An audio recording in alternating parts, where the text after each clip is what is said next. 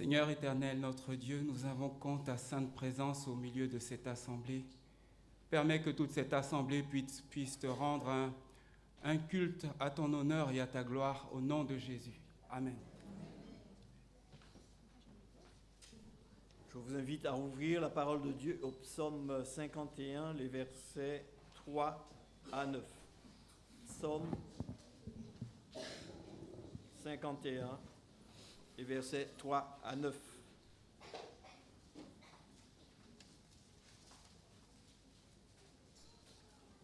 Ô Dieu, aie pitié de moi dans ta bonté. Selon ta grande miséricorde, efface mes transgressions. Lave-moi complètement de mon iniquité et purifie-moi de mon péché. Car je reconnais mes transgressions et mon péché est constamment devant moi. J'ai péché contre toi seul, j'ai fait ce qui est mal à tes yeux, en sorte que tu seras juste dans ta sentence, sans reproche dans ton jugement. Voici, je suis né dans l'iniquité et ma mère m'a conçu dans le péché. Mais tu veux que la vérité soit au fond du cœur. Faites donc pénétrer la sagesse au-dedans de moi. Purifie-moi avec l'hysope et je serai pur. Lave-moi et je serai plus blanc que la neige. Amen. Amen. Je vous invite maintenant à prendre vos recueils hymnes et louanges au numéro 280. Le 280.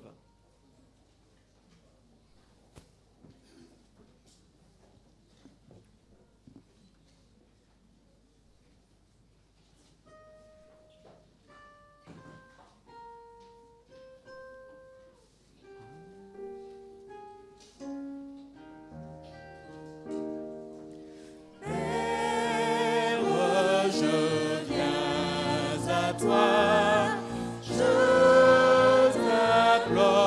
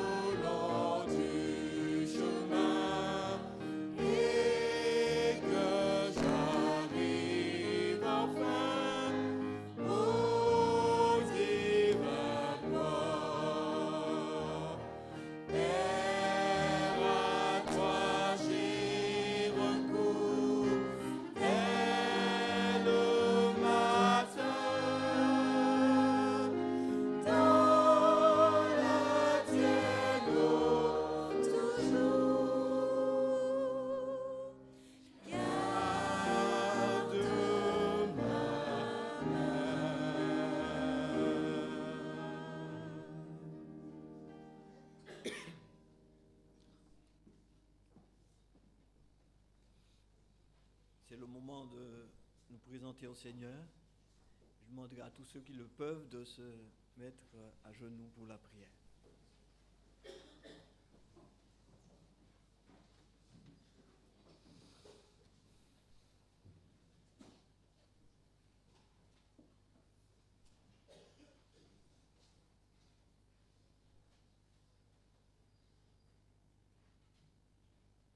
Bon éternel Père céleste, avant tout, Seigneur, nous voulons te remercier de cette grâce que tu nous donnes de pouvoir être là ce matin, réunis dans cette maison. Nous le sommes, Seigneur, par tes divines bontés. Nous voulons aussi, Seigneur, te demander pardon de nos fautes et te demande, Seigneur, de nous pardonner au travers des mérites de ton Fils Jésus-Christ. Seigneur, nous sommes venus pour te chanter, pour te magnifier, te glorifier. Car tu es notre Dieu, celui qui nous a délivrés, qui nous a sauvés du péché. Merci Seigneur pour toutes ces grâces. Que ton nom soit glorifié, que ton nom soit exalté. Seigneur, nous voulons aussi, durant ce moment, que tu nous aides à faire silence dans nos cœurs et pouvoir écouter l'enseignement que tu as pour nous par l'intermédiaire de ton serviteur.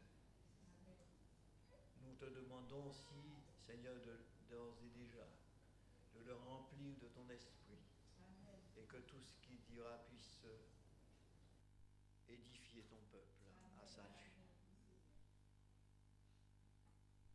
Seigneur, nous sommes aussi venus avec nos préoccupations, nos maux, nos souffrances, Seigneur, et nous voulons te les déposer à tes pieds, afin, Seigneur, que tu nous allèges de nos fardeaux et que nous puissions retourner chez nous édifiés à ta gloire. Seigneur, visite cette assemblée. Nous voulons aussi penser à tous nos frères et sœurs qui souffrent dans leur chair. Nous savons, ils sont nombreux, Seigneur. Et nous avons une pensée toute spéciale pour Michel en ce matin. Nous te le présentons, Seigneur, et nous te remercions d'ores et déjà de ce que tu fais dans notre Père. Bénis aussi son épouse, ses enfants. Nous voulons aussi penser à Maria, à sa fille, aussi à son gendre, Seigneur. Nous voulons aussi penser au frère Mondésir de notre église sœur de Foinconville. Seigneur, visite-les aussi. Nous pensons aussi en ce matin à tous les autres frères et sœurs que nous avons l'habitude de te présenter, dont le nom ne me vienne pas, mais tu les connais, Seigneur. Agis pour la gloire de ton nom. Père Céleste, bénis aussi tous ceux qui te cherchent, qui veulent connaître ta parole, Seigneur. Et fais de nous ceux et de celles qui puissent les accompagner dans la découverte du salut en Jésus-Christ. Ô Père, merci pour tout cela. Et fais, Seigneur, que ce moment de culte, ensemble, nous puissions communier avec toi et les uns avec les autres. Que toute gloire te soit rendue au siècle des siècles. Nous t'avons prié dans le nom de Jésus et pour ta gloire. Amen.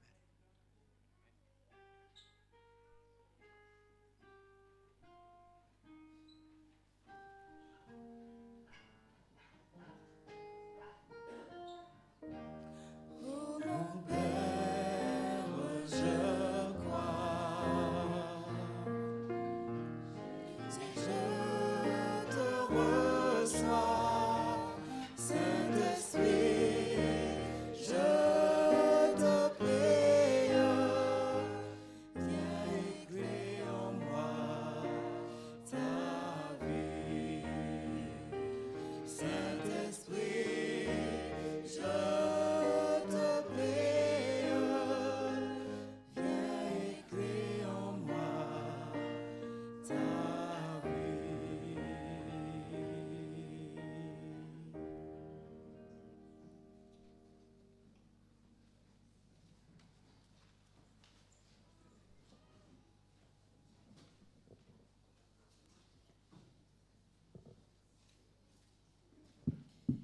Éternel, notre Seigneur, que ton nom est magnifique sur toute la terre.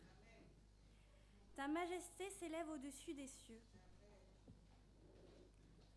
Quand je contemple les cieux, l'ouvrage de tes mains, la lune et les étoiles que tu as créées, qu'est-ce que l'homme pour que tu te souviennes de lui, et le Fils de l'homme pour que tu prennes garde à lui? Tu l'as fait de peu inférieur à Dieu, et tu l'as couronné de gloire et de magnificence. Notre Seigneur est magnifique. Amen. Les mots sont parfois trop faibles pour exprimer ce qu'est notre Seigneur pour nous. Alors, je lui demande d'entendre mon cœur, d'entendre vos cœurs. Et tandis que nous allons justement chanter cette louange à Dieu, entends mon cœur, ce chant de remerciement, je vous demande de le chanter avec votre cœur. Amen.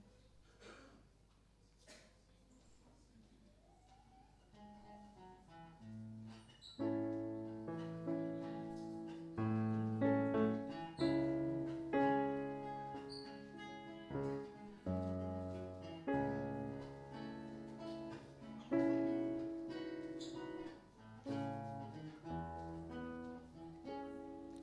Comment expliquer et comment décrire un amour si grand, si puissant que rien ne peut le contenir? Tu sais mes espoirs, Seigneur, tu sais mes craintes. Mes mots sont bien trop petits pour dire tout l'amour que j'ai pour toi. Alors entends mon cœur, mon esprit qui te loue. Entends le chant d'amour d'un enfant racheté. Je prendrai mes faibles mots pour te dire quel Dieu merveilleux tu es. Je ne pourrai pas te dire combien je t'aime, alors entends mon cœur. C'est tout comme la pluie, les mots pouvaient couler. Si j'avais l'éternité, je ne pourrais pas l'exprimer. Mais dans les battements de mon cœur, tu entendras toujours. Merci pour la vie, pour la vérité et pour le chemin. Alors entends mon cœur, mon esprit qui te loue. Entends le chant d'amour d'un enfant racheté.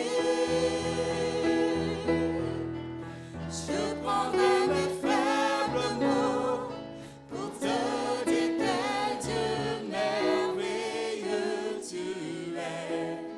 Et je ne pourrai pas te dire combien je t'aime, alors entends mon cœur. Alors entends nos cœurs, Alors entends nos cœurs, nos esprits qui te louent. Entends le chant d'amour de tout est racheté. Nous prendrons nos faibles mots pour te dire quel Dieu merveilleux tu es.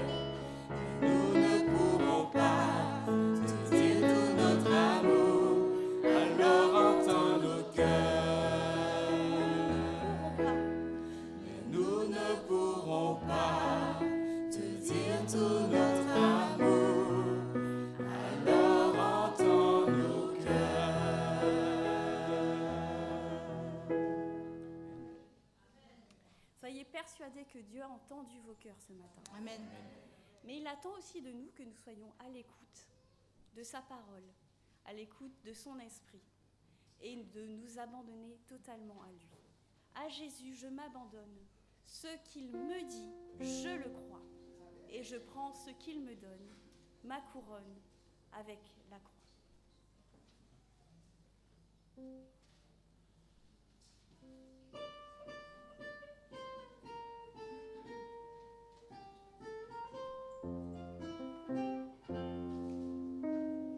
À Jésus, je m'abandonne. Ce qu'il me dit, je le crois. Et je prends ce qu'il me donne, la couronne avec la croix. Comptez sur lui d'heure en heure, tant que dure le combat. Que l'on vive ou que l'on meure, comptez sur lui, tout est là. Que l'on vive ou que l'on meure, comptez sur lui, tout est là.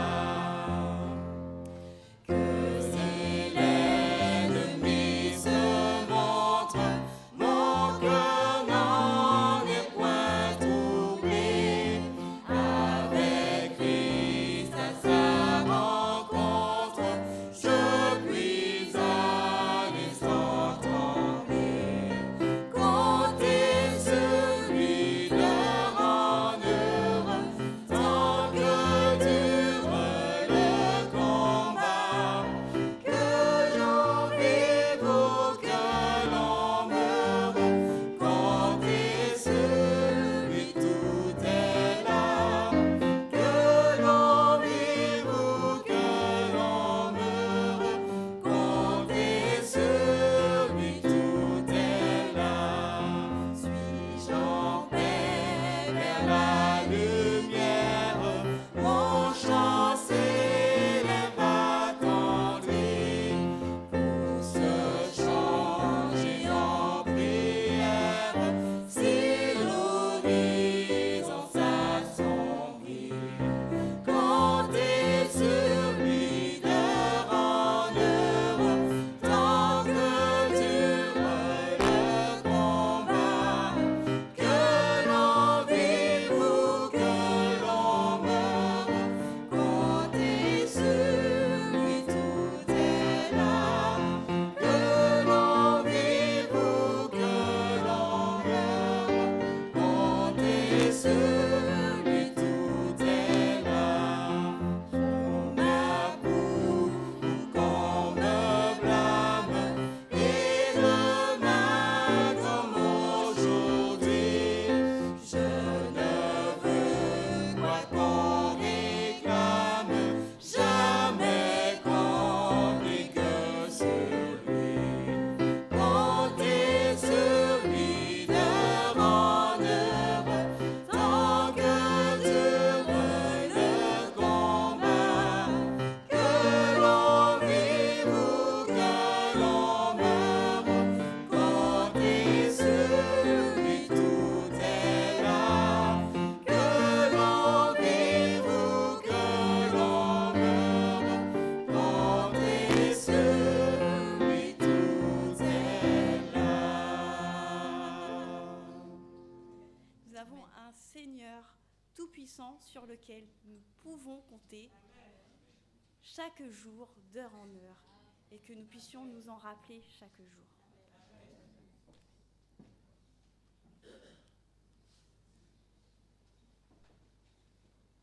Bonjour frères et sœurs.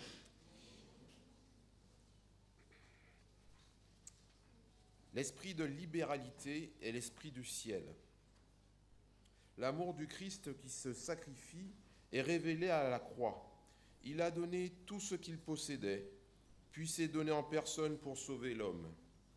La croix du Christ appelle à la générosité de chaque disciple du Sauveur béni. Le principe qu'il a illustré est de donner, donner. Le principe de ce monde et de recevoir, toujours recevoir. La lumière de l'Évangile qui émane de la croix du Christ condamne l'égoïsme.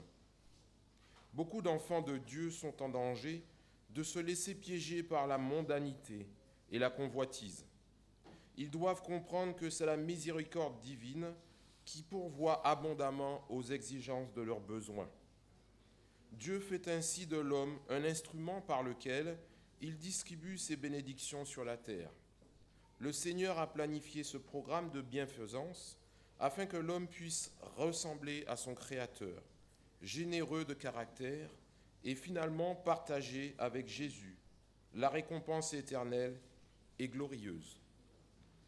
Pendant que nous chanterons le chant consacré aux dîmes et aux offrandes, je demande aux diacres de passer dans les rangs pour la récolter.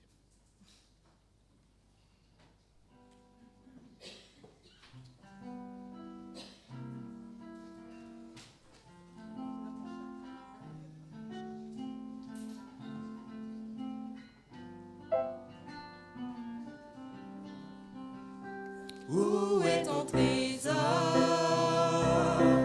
Là sera ton cœur. Tu peux te tromper de placement. Ton avenir contre tout autant. Prends donc le temps d'y songer. L'argent ne suffit pas pour nous rendre heureux.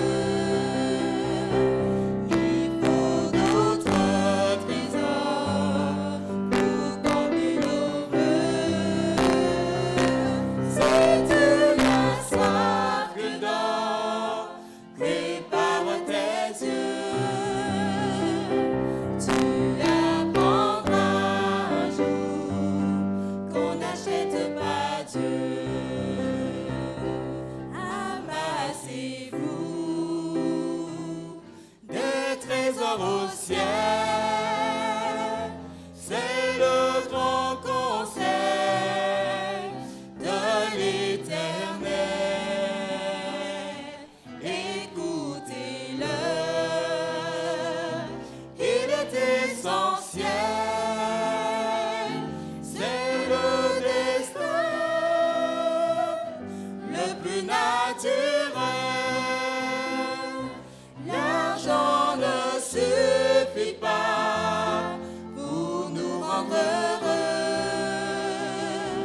Il faut d'autres trésors pour combler nos vœux.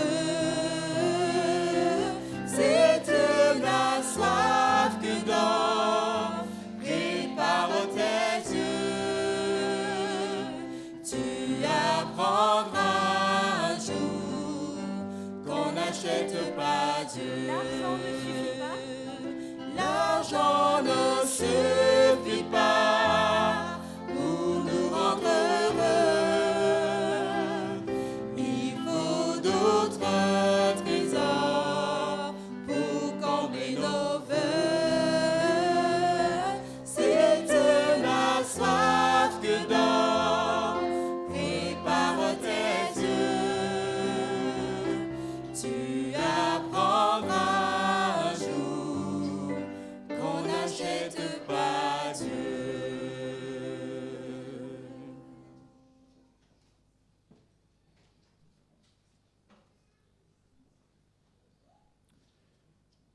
Seigneur, en ce matin, nous te demandons, Seigneur, de bénir chacun de ceux qui ont pu faire ce geste ce matin, de bénir chaque personne ici présente, ceux qui ont pu donner et ceux qui n'ont pas pu le faire, Seigneur. Tu connais les difficultés de chacun et bénis ceux qui ont pu faire ce geste et permets à ceux qui n'ont pas pu le faire de comprendre. C'est au nom de Jésus, Seigneur, que nous te rendons grâce pour tous les bienfaits que tu nous accordes chaque jour. Amen. Amen.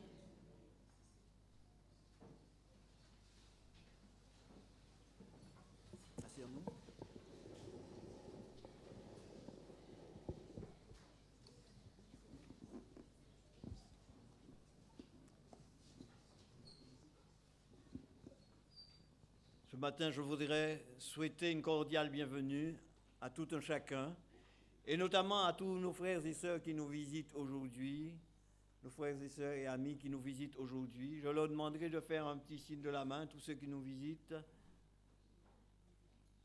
Merci. Merci. Que le Seigneur vous bénisse, que vous puissiez vous sentir à l'aise parmi nous. Vous êtes la grande famille de Dieu. Nous venons de toutes parts. L'Église, néanmoins, l'Église est universelle. Quel que soit l'endroit où nous pouvons nous trouver dans une communauté adventiste, nous faisons partie de la même famille et nous devons nous sentir à l'aise. Que Dieu vous bénisse. Bienvenue, bien sûr, à nos frères et sœurs réguliers de Puise-Pontoise. Que le Seigneur puisse nous accompagner tous durant ce moment de culte et qu'il rende nos cœurs sensibles à sa parole. Et que cette parole qui est l'épée de l'esprit puisse nous transformer, nous changer à son image. Et sans plus tarder, je demanderai aux enfants de venir pour leur histoire.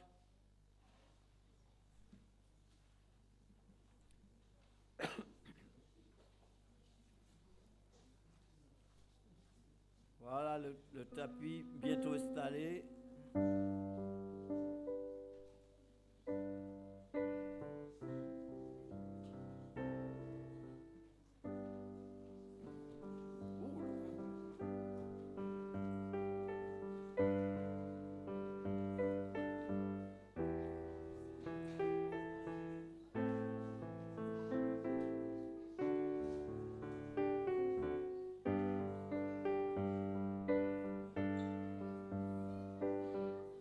Test, test, test.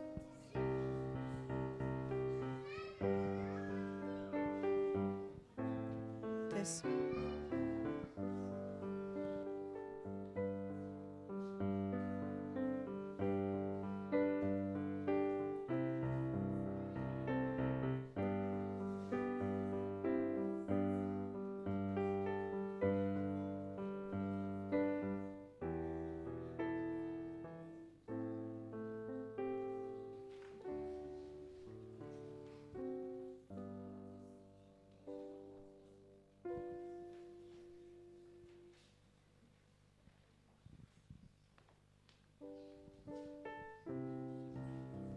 Attends, ouais, c'est bon. Merci beaucoup.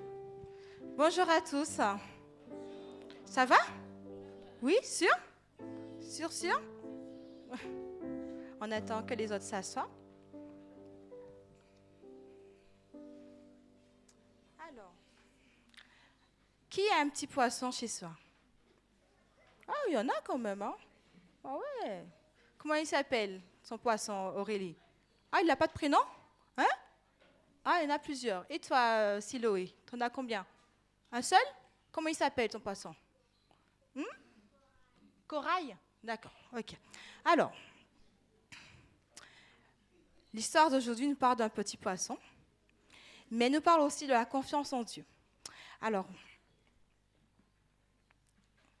l'histoire s'appelle « La foi d'une petite fille ». Un jour, l'animatrice des tisons, vous connaissez les tisons, hein? Elle donnait un cours sur les différents habitats des animaux. Elle avait apporté quelques insectes et des petits animaux. Elle avait apporté aussi des poissons. Et à la fin de la classe, qu'est-ce qu'elle a fait? Elle a donné à chaque enfant un poisson. Notre petite fille dans l'histoire s'appelle Ashley. Ashley a appelé son poisson, on va dire, Corail, comme Siloé. Alors, Ashley avait 10 ans. Elle avait son petit poisson, elle a mis on met le poisson dans quoi? Dans un aquarium. Elle s'en était occupée très très bien. Elle lui avait donné à manger, s'était rassurée qu'il soit propre et l'avait pris en affection. Un jour, en arrivant à la maison, nous avons trouvé le petit poisson sur le dos. Il ne bougeait plus. Qu'est-ce qu'Ashley a fait? Il était quoi, le poisson? Il ne bougeait plus. Il était mort. Qu'est-ce qu'Ashley a fait, selon vous? Elle a pleuré. et elle était inconsolable. Maman, dit-elle entre ses larmes, prions pour que Dieu fasse revivre mon poisson. Je sais que Dieu peut le faire parce que c'est lui qui l'a crié. Eh bien, dit la maman. La maman dit, j'ai été impressionnée par la foi de ma petite fille. D'accord, prions. Tandis qu'Ashley priait à haute voix, la maman priait dans son cœur et demandait à Dieu de bien vouloir répondre à la demande d'Ashley pour que sa foi grandisse. Mais dans le cœur de la maman, elle était préoccupée, car si ce n'était pas la volonté de Dieu que ce poisson revive, Ashley pourrait perdre la foi en lui. Alors, Jeannette, la maman, nous dit, tandis que nous prions, il m'est venu à l'esprit de plonger le poisson dans l'eau. Et Ashley semblait avoir eu la même idée, puisque nous l'avons fait toutes les deux en même temps. Ashley a saisi ma main avec le poisson dans l'eau. Chaque fois que je lui disais, ma fille, ça fait un moment et rien ne se passe. Écoute, je t'en achèterai un autre. Et Ashley disait, non maman, je ne veux pas d'autre, je veux mon poisson corail. Et elle ne me laissait pas sortir ma main de l'eau, dit Jeannette. Au bout de 40 minutes, Dieu a répondu à la prière de ma fille. Le petit poisson, corail, a commencé à respirer et a bougé sa bouche.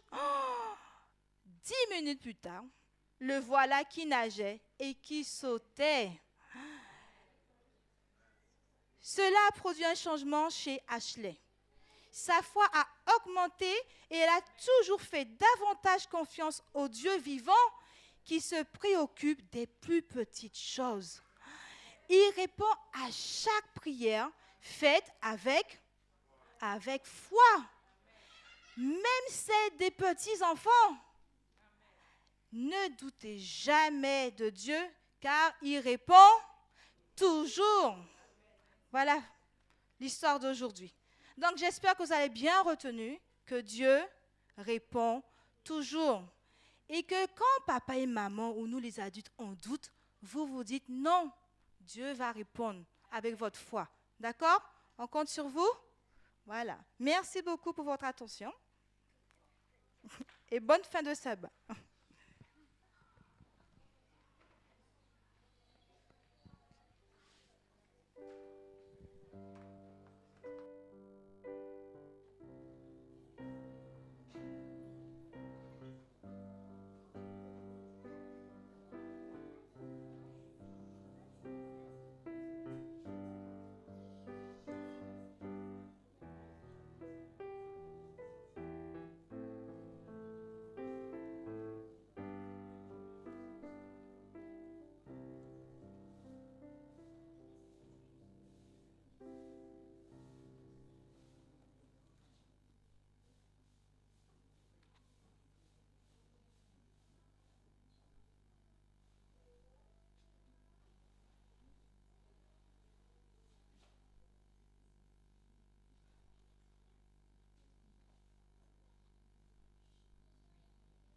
Maintenant, je demanderai à l'Assemblée de se tenir debout pour la lecture de la parole de Dieu.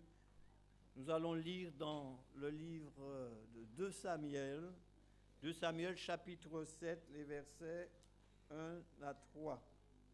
2 Samuel 7, les versets 1 à 3.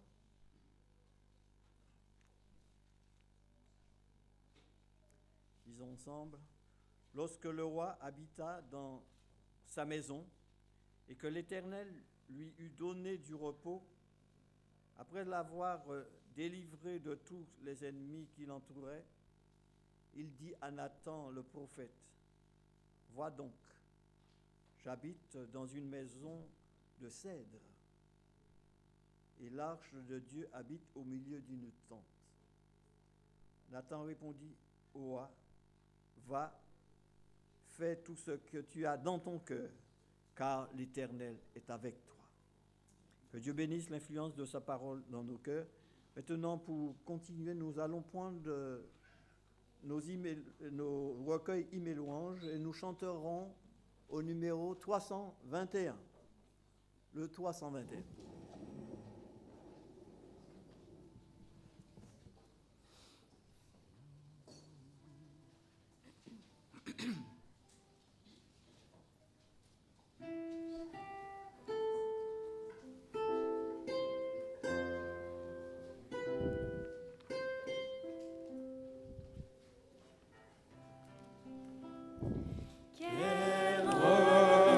Repos céleste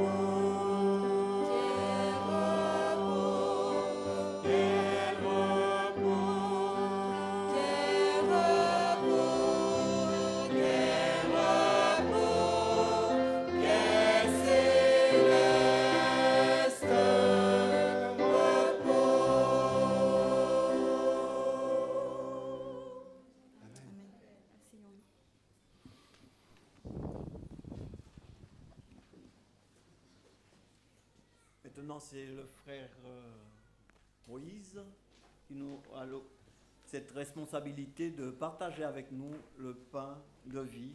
Donc, je lui laisse la place.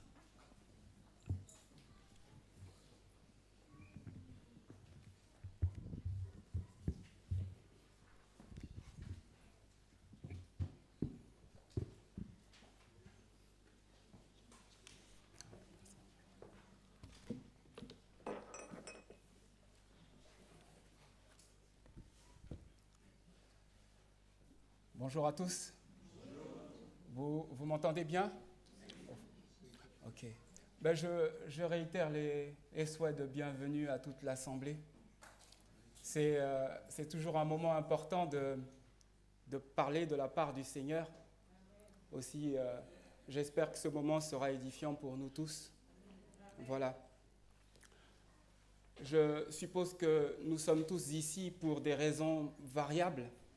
Certains sont venus ici avec peut-être des soucis dans leur vie, des problèmes qui les tétanisent ou qui les terrifient. D'autres aussi sont venus simplement par coutume, par habitude. Et d'autres encore sont venus pour la bonne ambiance qu'il y a dans l'église, la bonne humeur, rencontrer des frères et sœurs. Toujours est-il, si nous sommes tous ici aujourd'hui, c'est parce que nous sommes convaincus que notre Seigneur, le Dieu Tout-Puissant, est dans cette maison. Et c'est la raison pour laquelle nous sommes là. Et vous savez, partout dans le monde, il y a peut-être environ 2,3 milliards d'hommes et femmes chrétiens de confession qui, eux aussi, un jour dans la semaine, se réunissent parce qu'ils sont convaincus qu'à l'endroit où ils se réunissent, le Seigneur aussi est là. Et partout dans le monde, il y a dans les mosquées et aussi dans les synagogues des millions d'hommes et de femmes, eux aussi convaincus que le jour où ils se réunissent, à l'endroit où ils se réunissent, le Seigneur est là. Et donc, les trois grandes religions monothéistes que sont le judaïsme, le christianisme et l'islam tiennent Jérusalem pour une terre sainte, c'est-à-dire qu'ils sont convaincus qu'à Jérusalem, le Seigneur est là.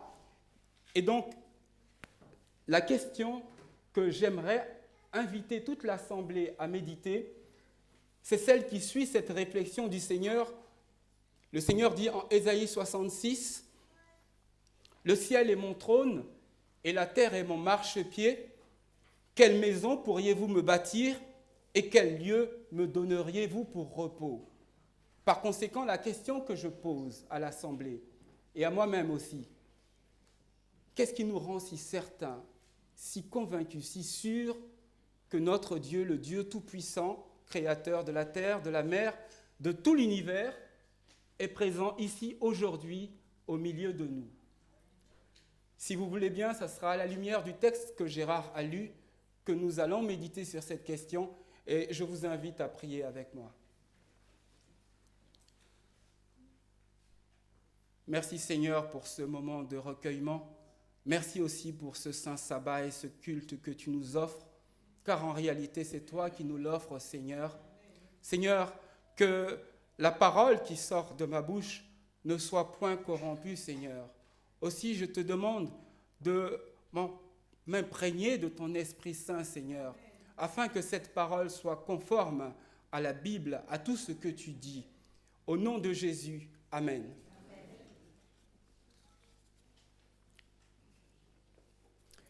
Et donc, nous sommes aux environs de l'an 1044 avant la venue de notre Seigneur Jésus-Christ.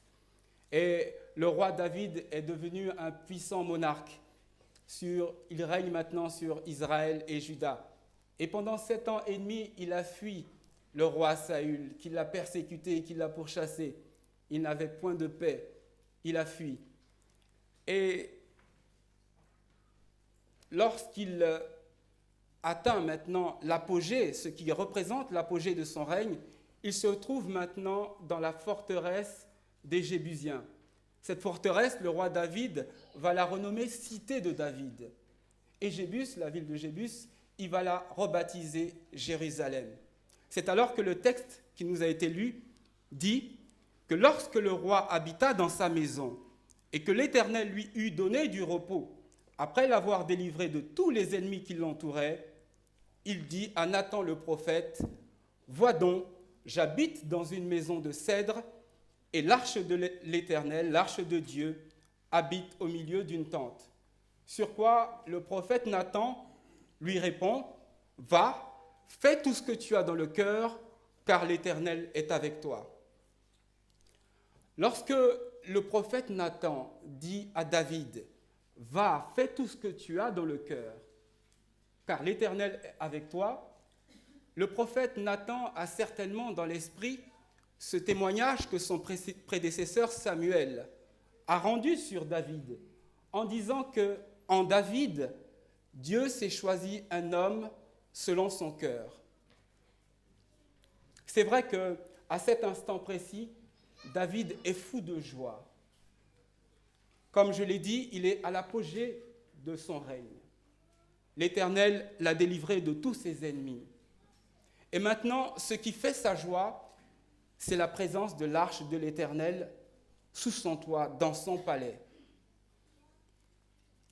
Et devant cet enthousiasme, devant l'enthousiasme débordant de David, le prophète Nathan dit « Va, fais tout ce que tu as dans le cœur, car l'Éternel est avec toi. » Mais, chers frères et sœurs, permettez-moi de vous dire que ce conseil que Nathan donne à David, que de suivre l'inclination de son cœur, c'est le plus mauvais conseil qu'on puisse donner à un être humain. Vous et moi, nous savons que le cœur de l'être humain est tortueux. Il est changeant, il est instable, il est ballotté à tout vent de doctrine, gauche-droite. Un coup c'est blanc, un coup c'est noir.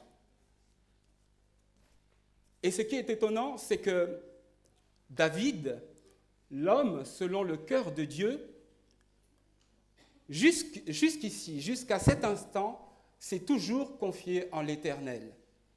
Pour des projets petits comme pour des projets grands, David systématiquement se confie en l'Éternel. Mais alors qu'il nourrit un projet aussi important à ses yeux, David fait fi de consulter l'Éternel. Et ce qui est encore plus étonnant, c'est que le prophète Nathan, c'est-à-dire celui à qui Dieu parle, lui aussi fait fi de dire à David, « Écoute mon frère, ton projet est bon, mais avant toute chose, consultons d'abord l'Éternel. » Ce jour-là, dans la conversation qui unissait les deux hommes, la question que je pose depuis le début de cette prédication, Dieu était-il vraiment présent? Est-ce que Dieu était présent entre ces deux grands hommes? Notre cœur peut nous dicter de bonnes choses, mais il peut aussi nous dicter de mauvaises choses.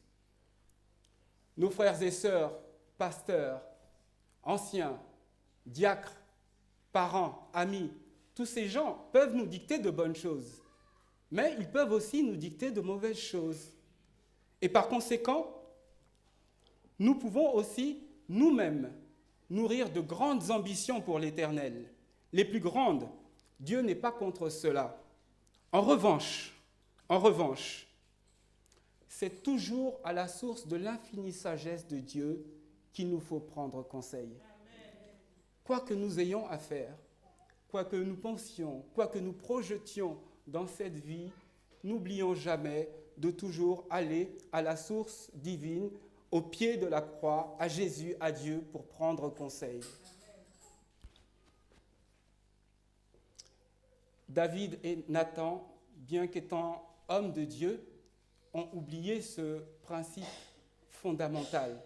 Parce qu'à chaque fois que l'homme prend des décisions sans tenir compte de Dieu, il prend le risque de se pervertir et de s'éloigner de Dieu. Et là, c'est ce qu'ils font. Dieu, lui, il reste fidèle. C'est la raison pour laquelle on doit prendre conseil auprès de lui. Il ne varie pas, il n'est pas ballotté à tout vent de doctrine. Il ne change pas, il est juste, toujours juste dans ses jugements. Et son conseil est excellent et demeure parfait. Vous savez, le mauvais conseil que Nathan donne à David réside dans le fait que Nathan pense que David, l'homme selon le cœur de Dieu, Nathan pense que le projet de David, que de vouloir construire une maison pour Dieu, vient exclusivement du cœur de David. Mais pourtant, si vous prenez le texte avec moi, je vous invite à prendre votre Bible en 2 Samuel chapitre 7, à partir du verset 1 jusqu'au verset 3.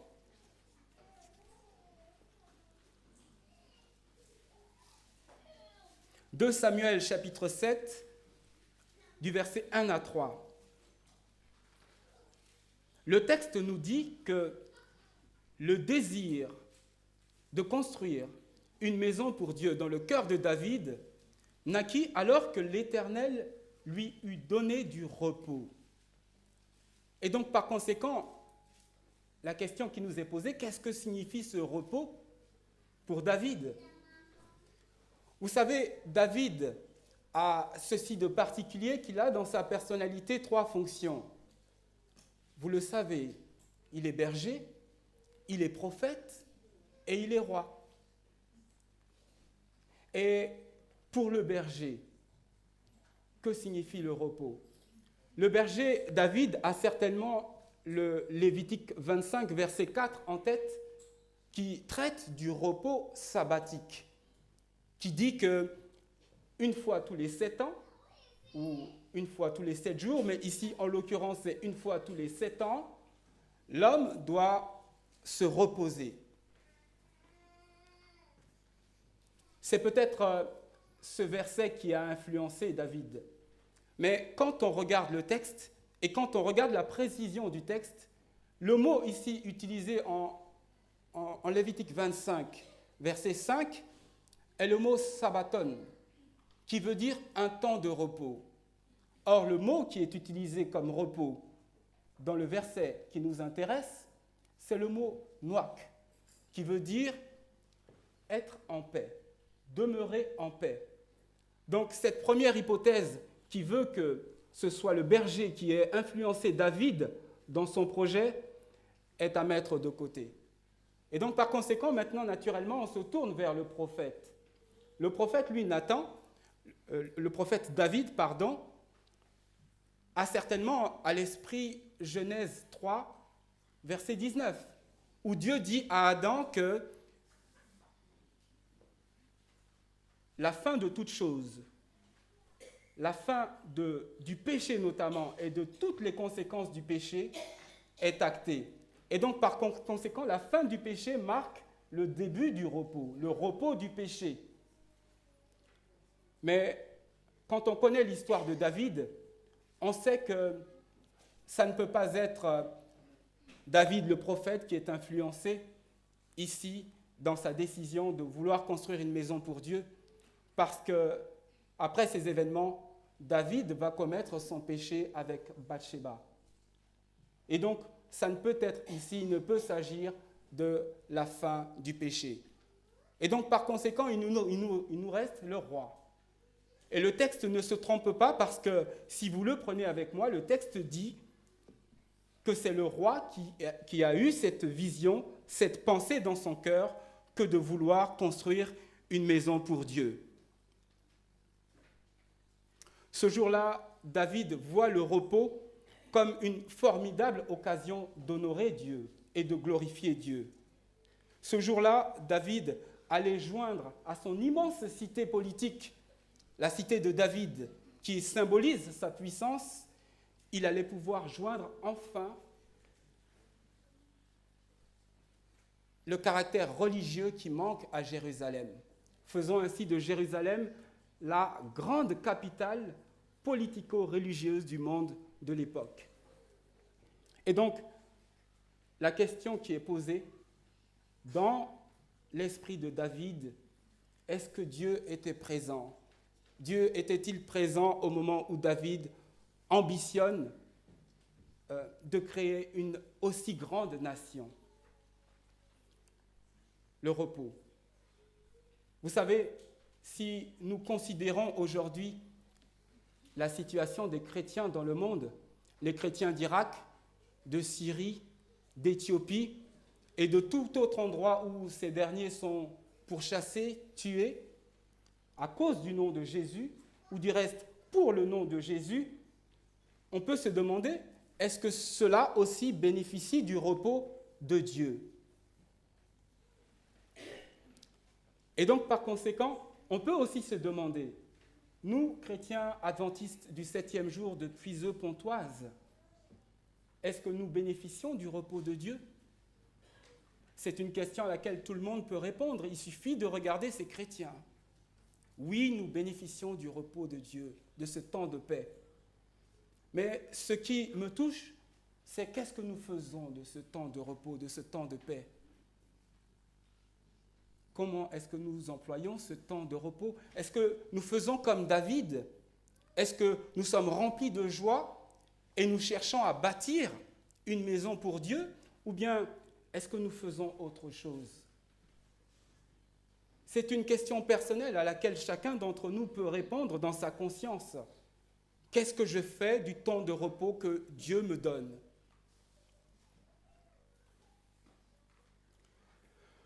Si certains cherchent à nous disculper, c'est-à-dire à considérer que nous ne sommes pas coupables de l'endormissement dans lequel nous nous trouvons, pour ma part, il ne s'agit pas d'un endormissement.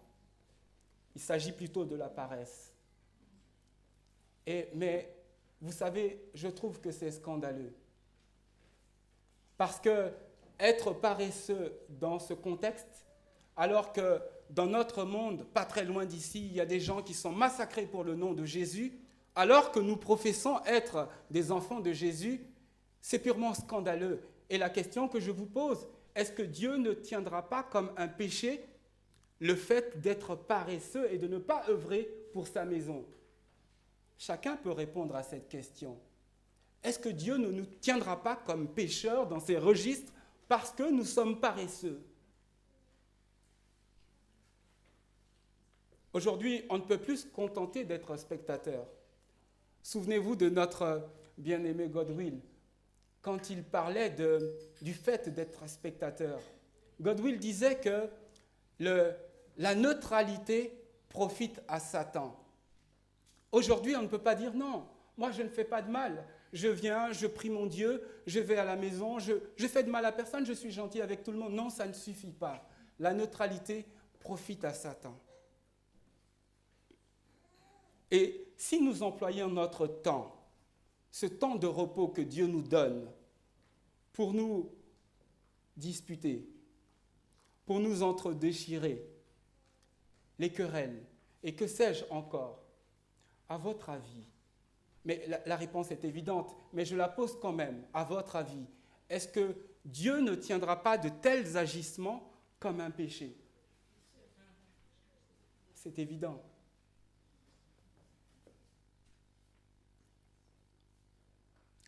Outre la question du péché, Jésus-Christ, en Matthieu 12, verset 30, nous met en garde. Jésus dit, « Celui qui n'est pas avec moi est contre moi. » Et il rajoute, et il précise sa pensée, « Celui qui n'assemble pas avec moi disperse. » Et donc la question est simple. Est-ce que Dieu est présent là où il y a la division? Est-ce que vous pensez que Dieu est présent si nous sommes divisés? Diviser l'Église, c'est en quelque sorte participer à l'œuvre de Satan, ni plus ni moins. Tous ici dans l'Église, on peut considérer que nous avons d'une manière ou d'une autre participé à cette œuvre, soit par la pensée, soit par la parole, ou soit par les actes. Et je vous invite à aller dans Actes des Apôtres, chapitre 2, verset 37. Actes des Apôtres, chapitre 2, verset 37. Et il est écrit, et là je paraphrase, que ces Juifs ont été touchés par le cœur, ont été touchés au cœur par Dieu. Et peut-être le début de notre guérison ici dans l'Église, et peut-être ailleurs, je ne connais pas les autres églises. C'est peut-être ça le début, nous laisser toucher d'abord par Dieu. Nous devons absolument baisser les armes parce que beaucoup d'entre nous considèrent qu'ils ont la connaissance ou ils ont une certaine assurance à cause de leur expérience. Mais là, en l'occurrence, tous les problèmes que nous rencontrons, personne n'est capable de les enlever. Il y a un chemin que Dieu donne. D'abord, laissez Dieu toucher votre cœur. Reconnaître son état de pécheur et poser cette question dans le chapitre que je vous ai invité à regarder, cette question extraordinaire, demandez à Dieu, mais Seigneur, que ferons-nous? Vous savez, cette question, elle est empreinte d'humilité. Parce que ça veut dire, je ne sais pas quoi faire, Seigneur. Que ferons-nous, Seigneur? Chers frères et sœurs, le temps est court. Nous n'avons pas d'autre choix que celui de bâtir. Mais vous savez que la maison de Dieu ne peut être bâtie avec des mains d'hommes, tout simplement. Ce n'est pas l'homme qui bâtit la maison de Dieu. Autrement, cette maison, elle serait vouée à la destruction. Je ne sais pas si vous vous rappelez d'une des prédications de notre pasteur Johnson. Et au passage, c'est un homme que j'ai beaucoup aimé et je l'aime toujours en tant que pasteur et en tant que frère. Et un jour, dans une de ses prédications, il a dépeint la perspective de la tente d'Abraham.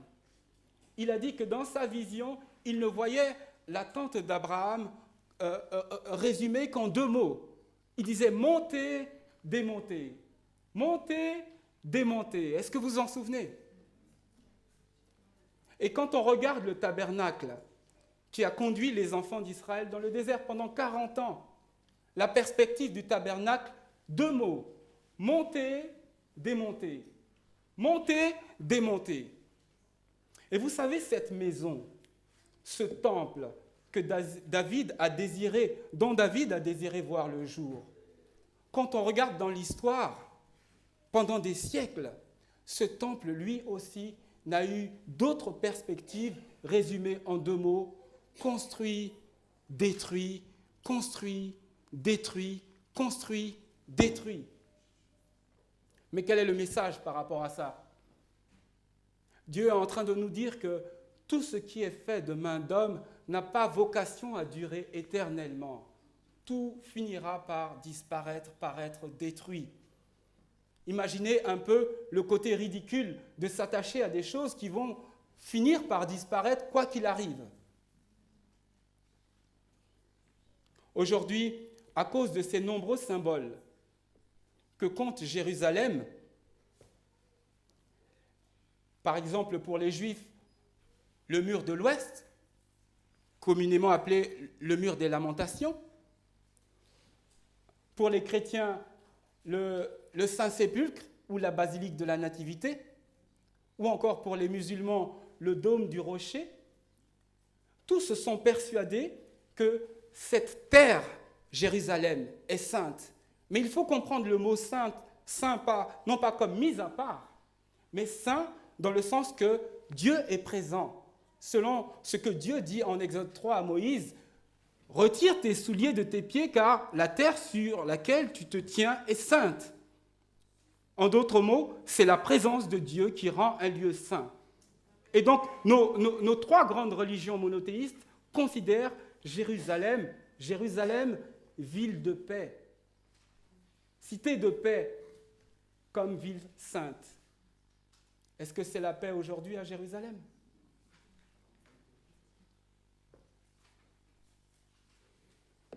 Dieu n'est pas un Dieu de symboles, mais Dieu est un Dieu, et le Dieu des vivants est un Dieu d'espérance. Dieu n'est pas un Dieu de symboles. Vous savez, ce n'est ni la beauté ni la grandeur des hommes qui peuvent assurer la présence de Dieu au milieu de nous. Ce n'est ni la beauté ni la grandeur du temple qui peut assurer la présence de Dieu au milieu de nous. Ce n'est même pas le caractère sacré de la chair. ce n'est pas le caractère sacré des bancs ou du piano ou de chaque ustensile du temple qui peuvent assurer la présence de Dieu ici au milieu de nous. Dans ce domaine, comme dans beaucoup d'autres, les hommes et les femmes que nous sommes ont atteint leurs limites. Nous sommes limités parce que rien de ce que nous pouvons faire ne peut susciter ou ne peut dicter à Dieu le fait d'être là au milieu de nous. Si la prédication d'aujourd'hui devait s'arrêter là, à ce niveau, ça voudrait dire que, en définitive, notre monde est sans espoir. Il n'y a pas d'espérance, puisque nous sommes limités. Mais là où l'homme est limité, Dieu intervient. Ça, il faut le comprendre. Là où l'homme est limité dans sa justice et dans tout ce qu'il fait, commence maintenant l'œuvre de Dieu. La bonne nouvelle d'aujourd'hui, mes frères et mes sœurs, c'est que Dieu annonce à David, dans le 2e livre de Samuel, au chapitre 7, verset 11, Dieu dit « Je t'ai accordé du repos en te délivrant de tous tes ennemis. Et l'Éternel t'annonce qu'il te créera une maison. » C'est le moment de dire Amen. Amen. C'est Dieu là maintenant qui prend l'initiative de créer. Dieu dit « C'est moi qui vais te créer une maison. » Et Dieu rajoute à cette promesse une autre promesse. Il dit « J'affermirai ton trône pour toujours, le trône de ton royaume. » Vous savez, comme Marie, à l'annonce de la naissance de Jésus, nous pouvons avoir la même foi que Marie et poser la question à Dieu. Mais Dieu, mais Seigneur, par quel moyen tu vas réaliser ta promesse et par quel moyen tu vas nous créer une maison? Parce qu'on regarde à gauche et à droite et on ne voit pas de maison. Mais Dieu n'est pas un menteur. Dieu a dit qu'il va créer une maison et qu'elle demeurera éternellement. Alors on pose la question à Dieu, mais Seigneur, par quel moyen tu vas créer cette maison? Et là on entend le psaume 118 au verset 22 qui dit que la pierre qu'ont rejetée ceux qui bâtissaient est devenue la principale de l'angle. Et il rajoute, c'est de l'Éternel que cela est venu et c'est un prodige à nos yeux. Et j'entends aussi Daniel dire qu'une pierre s'est détachée de la montagne, est descendue et a rempli toute la terre. Amen. Mais Seigneur, quelle est cette pierre? Quelle est cette pierre, Seigneur? Et là, le Seigneur répond, Actes des Apôtres, chapitre 14, Jésus est la pierre rejetée par vous qui bâtissez et qui est devenue la principale de l'angle. Il n'y a de salut en aucun autre. Amen. Car il n'y a sous le ciel aucun autre nom qui ait été donné parmi les hommes par lequel nous devions être sauvés. Vous savez, comme je disais, nous sommes tous venus ici pour différentes raisons. Peut-être que certains ici parmi nous n'ont pas encore rencontré Jésus, qu'ils sont venus pour le rencontrer. 35 000 confessions chrétiennes, comment s'en sortir dans tout ça? Ce qui est sûr, c'est que si on recherche les confessions chrétiennes, on va se perdre. Mais quand on cherche Jésus, on ne se perd pas. C'est vers Jésus qu'il faut aller. Peut-être qu'il y a ici aujourd'hui dans l'Assemblée des gens qui cherchent Jésus et qui cherchent à se convaincre parce qu'ils doutent à cause de tout ce que le monde nous propose. Et même nos églises aussi nous proposent. Mais la Bible dit que ce n'est pas sur les églises qu'il faut s'appuyer, c'est sur Dieu lui-même. C'est Dieu qui créera une maison pour nous, ce n'est pas l'Église qui nous créera une maison pour le ciel. Éphésiens 2, verset 21 dit qu'en Jésus, tout l'édifice bien coordonné, il parle de cette maison, s'élève pour être un temple saint dans le Seigneur. En Jésus, vous et moi, nous sommes édifiés pour être une habitation de l'Esprit de Dieu. Une habitation de Dieu en esprit. Mais moi, j'aurais bien aimé lancer un appel Mais j'estime que ce n'est pas à moi de lancer un appel, parce que qui suis-je pour lancer un appel? En revanche, Jésus lance un appel. Matthieu 11, verset 28, vous le connaissez. « Venez à moi, vous tous qui êtes fatigués et chargés, et je vous donnerai du repos. » Est-ce qu'il y a aujourd'hui dans l'Assemblée quelqu'un qui voudrait répondre à cet appel de Jésus? Est-ce qu'il y a dans l'Assemblée ici aujourd'hui quelqu'un qui est fatigué et chargé? Quelqu'un qui est fatigué de chercher? Fatigué des longs discours sans fondement? Fatigué des beaux orateurs, des gens qui parlent et qui connaissent, mais qui ne donnent pas l'essentiel, le nécessaire pour vivre? S'il y a des gens comme ça, pourquoi ne pas se lever et répondre maintenant à Jésus? C'est ça l'essentiel. Parce que vous, comme moi, nous ne savons ni le jour ni l'heure. Nous, moi, les anciens, le pasteur et beaucoup d'hommes ici qui sont aguerris à la prière, tout ce que nous pouvons faire, c'est de prier avec vous. Mais l'appel de Jésus a déjà été lancé. Venez à moi, vous tous qui êtes fatigués et chargés, et je vous donnerai du repos.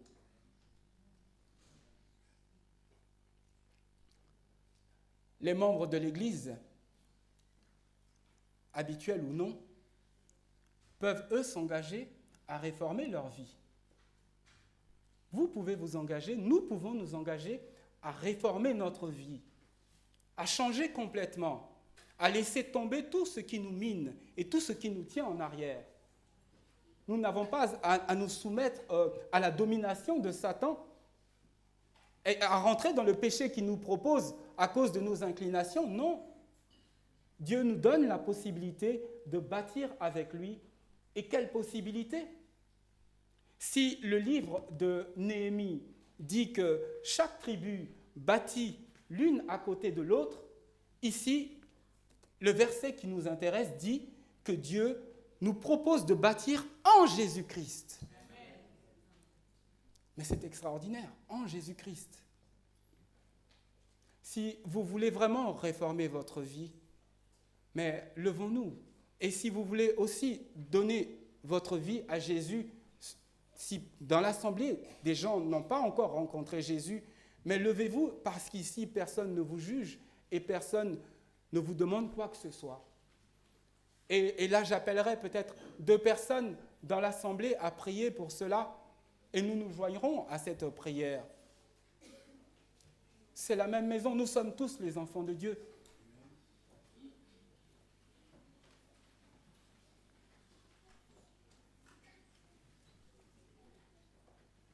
Chers frères et sœurs, là, le salut n'est pas à prendre à la légère. Et il ne s'agit pas de mon salut, il s'agit du vôtre aussi, de notre salut personnellement. Et Dieu nous offre la possibilité d'être acteurs de notre propre salut. Non pas comme si c'est nous-mêmes qui nous procurions ce salut, mais il désire que nous ne soyons pas en marge, non, il veut que nous soyons près de lui. La bonne nouvelle d'aujourd'hui, c'est qu'en Jésus-Christ, Dieu demeurera éternellement dans notre cœur et dans nos âmes aussi. C'est le seul moyen pour nous d'être sûrs à 100% que Dieu est présent. Et j'inviterai une personne de l'Assemblée et ensuite le frère Gérard a prié pour toute l'Assemblée pour que nous allions tous dans cette dynamique, dans cette dimension, s'il vous plaît. Lénès, tu veux bien prier pour nous, s'il te plaît?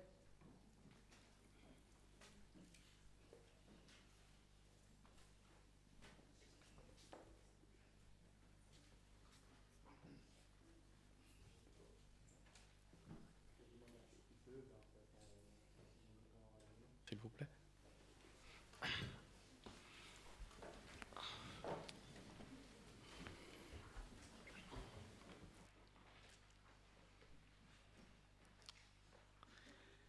Seigneur éternel, notre Dieu, notre roi, à cet instant, nous voici devant ta face. Tu nous vois, tu nous connais, chacun de nous. Mais ce matin, tu nous as lancé un appel. dans nos décisions, dans tout ce que nous voulons faire. Mais ce matin, tu nous dis, c'est toi qui veux faire quelque chose. Tu veux bâtir pour nous. Nous voulons te demander, Seigneur, de prendre possession en nous, afin que, Seigneur, que tu puisses faire ce que tu veux avec chacun de nous. Père, ça fait longtemps peut-être nous traînons des choses. Nous voulons nous débrouiller par nous-mêmes. Mais ce matin, nous voulons nous rabaisser devant toi pour te dire, agis dans nos cœurs et que ta volonté s'efface. Et pas ainsi, Seigneur, nous pouvons nous délibérer de tout ce qui nous empêche de s'approcher, de s'attacher à toi, pour que nous puissions vraiment, Seigneur, le jour que tu fais l'appel, que nous soyons tous avec toi pour le temps et pour l'éternité. Seigneur, chaque personne qui prend cette décision de s'approcher, de s'agenouiller, tu les vois. Ceux qui n'ont pas pris aussi cette décision, tu les connais. Agis dans le cœur de chacun de nous. Parce que Seigneur, tu nous aimes tous d'un amour éternel. C'est de cet amour, Seigneur, nous réclamons ce matin, pendant que nous te demandons ainsi pardon pour tous nos péchés, Seigneur. S'il y en a quelque chose qui nous empêche, Seigneur, de s'approcher de nous, c'est nos péchés. Nous te demandons, Seigneur, mets en nous ton Saint-Esprit, afin que nous puissions vraiment, Seigneur, rester attachés et en contact avec toi, pour que nous puissions vraiment, Seigneur, prendre part dans ton royaume de gloire et de félicité. Et tous nos douleurs, tous nos manquements, tous nos soucis, Seigneur, eh bien, nous pouvons trouver une solution durable, puisque c'est toi qui nous donnera la solution. Eh bien, Père, ce matin, tu vois, tu écoutes, comme Daniel, non pas pour nous, mais pour l'amour de ton nom, sauve ton peuple, appuie-je pour toi, Seigneur Jésus. Merci. Ainsi je te réclame toutes ces choses, par ta grâce et par ton amour, au nom de ton Fils Jésus. Amen.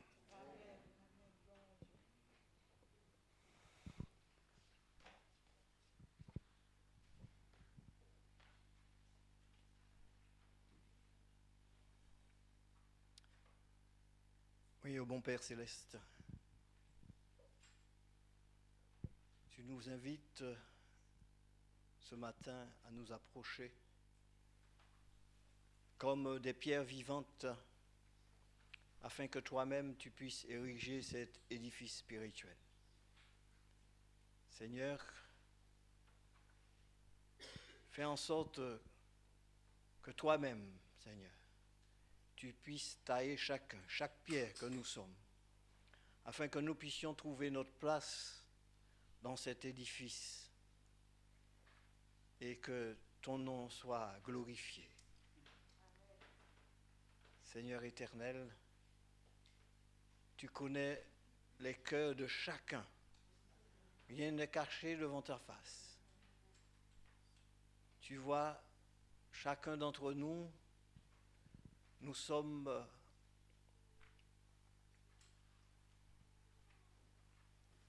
Seigneur, des hommes et des femmes, des faibles pécheurs, qui, si tu n'interviens pas, Seigneur, dans nos vies, nous serons perdus. Interviens, Seigneur, par ton esprit et rends nos cœurs sensibles et que, Seigneur, ensemble, nous puissions bâtir sur les fondements des apôtres, sur cet édifice, et que nous puissions faire partie de cet édifice dont toi-même tu es la pierre angulaire. Révèle-toi à nous, Seigneur, que ton esprit parle dans nos cœurs, transforme nos vies, Seigneur, et que nous puissions te ressembler vraiment, et que cet édifice spirituel, Seigneur, puisse briller de plein feu, et que les âmes qui sont autour, Seigneur, puissent voir que tu y habites, et que tous ceux qui s'y trouvent ont la vie éternelle. Seigneur, merci encore pour cette invitation dont tu nous fais. et que tous les jours de nos vies, Seigneur, nous puissions te suivre, toi qui es l'architecte par excellence. Merci pour tous tes conseils. Merci pour ta parole, Seigneur, de vérité.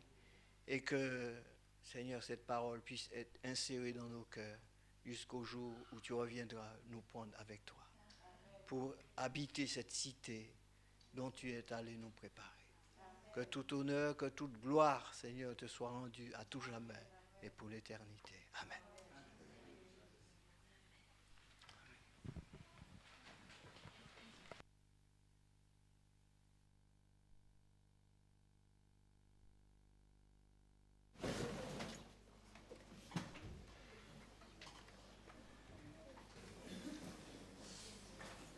En conclusion, il nous faut donc suivre Jésus. Il nous faut donc mourir avec Jésus et renaître avec Jésus. Il nous faut donc naître d'eau et d'esprit. C'est un passage obligatoire. Mais le plus important, c'est véritablement de suivre Jésus. Il faut que nous suivions Jésus. Ça, ce sont les conditions. Naître, mourir, se faire baptiser, en quelque sorte, et suivre Jésus, ce sont les conditions pour demeurer en Jésus. Et donc, moi, c'est ma prière pour vous ce matin, et pour moi aussi, que nous puissions tous demeurer en Jésus, et que cette Église puisse changer. Au nom de Jésus. Amen.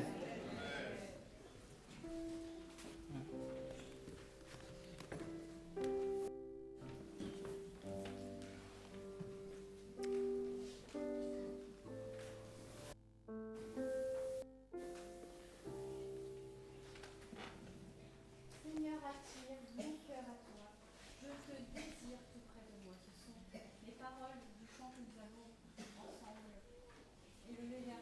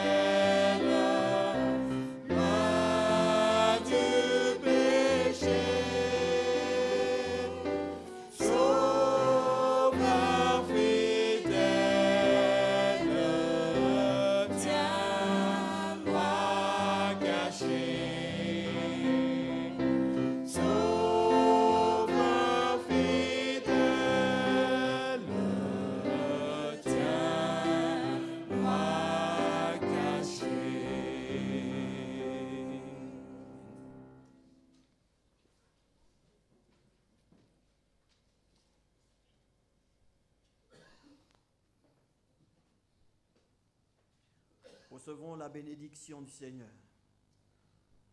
Que le Seigneur nous accompagne de sa grâce, qu'il nous remplisse de son esprit et qu'il nous aide chaque jour à bâtir avec lui. Et que cet édifice spirituel tienne jusqu'au jour où il reviendra nous prendre et que pour être toujours avec lui. Allons en paix. Amen.